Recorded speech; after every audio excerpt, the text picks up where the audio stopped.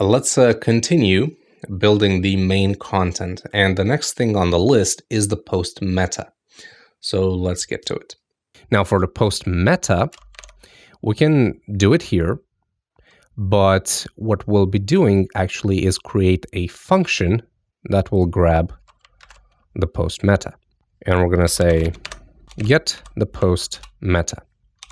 And we're going to call a function called tuts post meta. Now, the advantages of using this approach is that we can use this function anywhere we want. So if we create another type of blog template, we can use this function instead of writing that code all over again. And if we change it once in functions PHP, the output is changed everywhere else. So it's a pretty advantageous approach. So now let's go to functions PHP and let's create another function here. I think this is number 3. Yes, get post meta. We'll do a similar thing to what we did above when we defined a custom function. We'll first check if it doesn't exist. So if not function exists, tuts post meta, then we're going to define it ourselves. And inside, we'll start with a quick check to see if the post type is actually a post and not a page.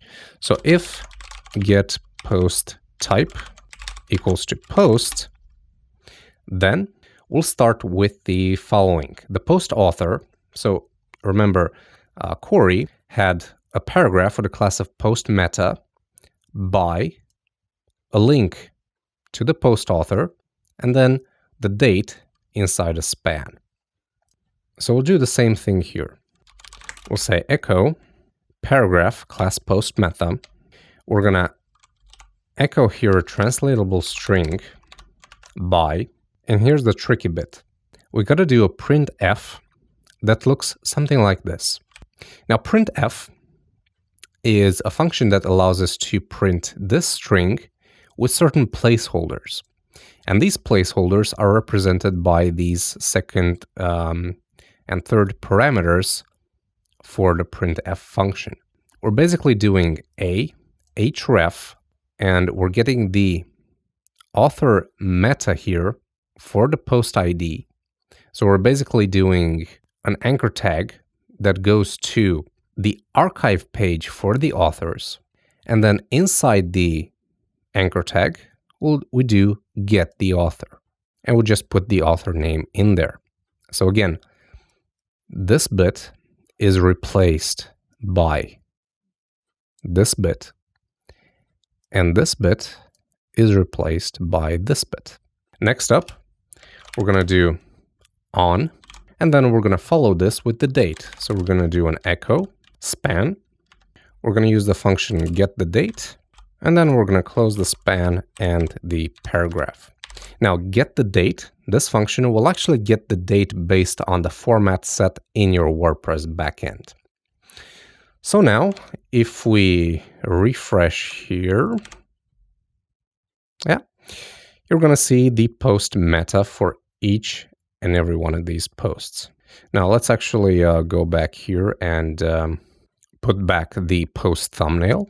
And let's see, tuts plus post meta. We got to indent these. Okay. So the header of our post is complete. Now we just need to add the content. And the content, well, it's very simple. There's a function called the content. And you can also pass in a parameter for the continue reading link or the more link. So in WordPress, let's go to posts. There is this more tag that you can use to separate content. So whatever is below the more tag will not be shown in the index page. It will only be shown in the post page. And this is what the second parameter is doing. It adds the text of the read more link. And in our case, we'll do a translatable string that says continue reading, and the domain will be tuts again. All right, so now If we go back and refresh, we're going to, of course, see all of our images here. But on the posts that have that more tag, we're going to see the continue reading link. Now, what if we end up on a link in our WordPress installation that doesn't exist? Well, that's where the content none file comes in hand. So that will be accessed if we don't have any posts in our loop here. So let's go ahead and create the content none file. And content none looks something like this, basically. We just do a simple echo that says nothing found. Of course, you can add images to this and you can make it in any way you want, but for now, this will work just fine. So now, for example, if we go to a link that doesn't exist, it's going to say nothing found. Perfect. Let's do the footer. And the footer is quite simple. We just have some contact information here. So let's jump back to Corey's code. Scroll down. We'll see the footer here. Copy this without the scripts. We're going to be loading these later. And in index.php, at the end of all this, we're going to do a function called getFooter. And this will load footer.php, which we're going to create now. And we're going to paste in that code, do a little bit of indentation. We just have 2 paragraphs here. Let's end the column here. Let's end the row right here. And then finally, at the end, this is very important, we're going to do PHP WP footer. This is very similar to WP head. It's the stuff that we included. Where is it? Right here. So WP head and WP footer, they both need to be placed. The WP head right before the end of the head tag and WP footer right before the end of the body tag. And with that, let's close the body here and let's close the HTML. All right, so now let's refresh, and right at the bottom, let's scroll down, you're gonna see the footer. And notice that once we added the WP footer, this WordPress navbar has appeared. So let's see that again. If we remove this, now it's gone. If we add it, yeah, now it's present. Now, before we wrap things up for this lesson, we need to add the numbered pagination, because if you remember, Corey in the blog page here had this numbered pagination. So let's go ahead and create that real quick. To do it, we'll simply go right here after the end if, and we're going to say PHP load numbered pagination, and we'll call another custom function tuts plus numbered pagination, which will define in functions PHP. So let's go here. Let's actually copy this bit because it's very similar. If function does not exist, and we'll replace this with tuts numbered pagination, then here's what we're going to do. There is a function called paginate links. It's a WordPress function, and paginate links has a couple of different ways to return the pages. All right, so if you have a couple of posts that are split in pages, through this function, WordPress will return that number of pages. 1, 2, 3, it doesn't matter. But the thing is, paginate links will return the results in a different way.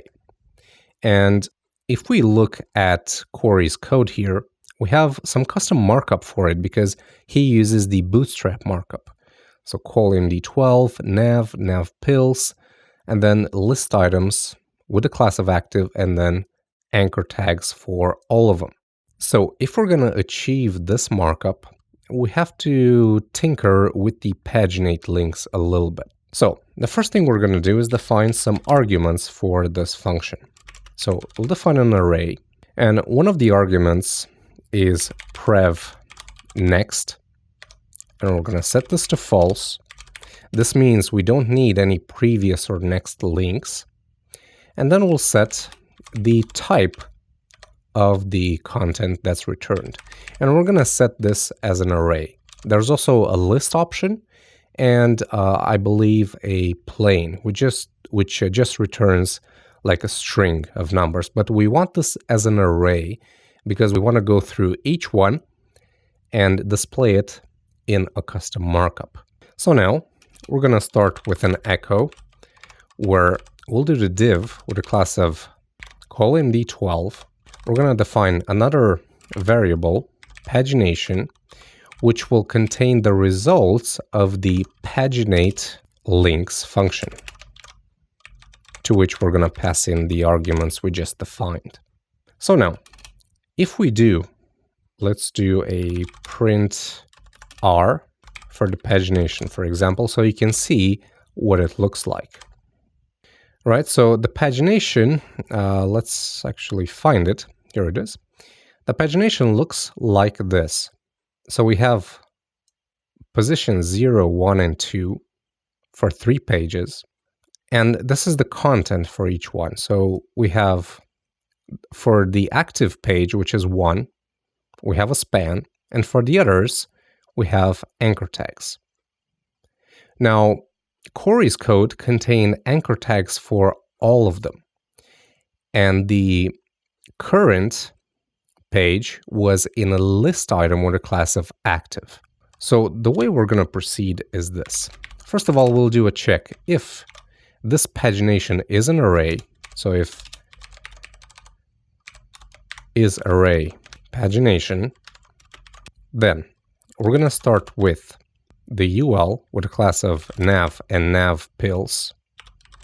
So we're respecting the markup that Corey wrote. And then we're going to do for each. The variable is going to be pagination as page.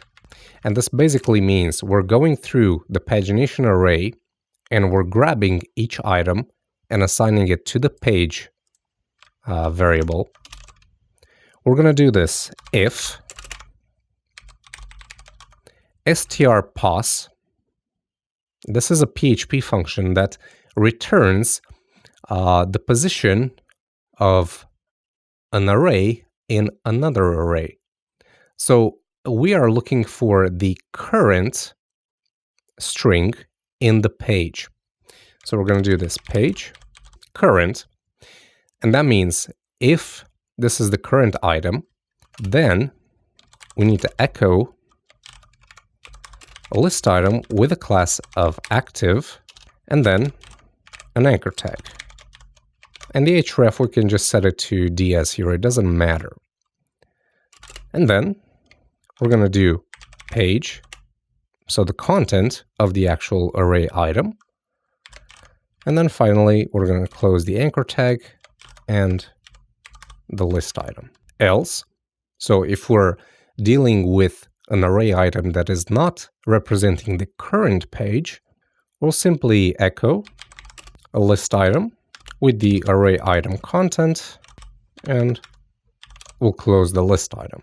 And then after the for each is complete, we'll simply echo the ending tag of the UL, and then after all of this is done, we're going to echo the ending tag of the div right here.